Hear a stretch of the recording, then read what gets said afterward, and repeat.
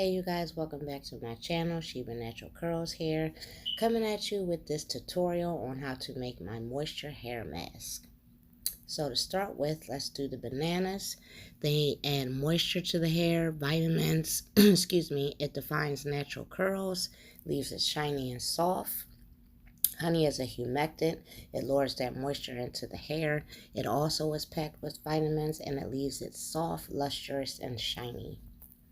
Aloe vera is a great way to hydrate your hair. It acts as a conditioner. It also has vitamins and it repairs dead skin cells on the scalp, you guys. Rosemary and cedarwood are both stimulants. They are good with healthy hair growth. And my intense hair growth oil, watch my previous video for details on that.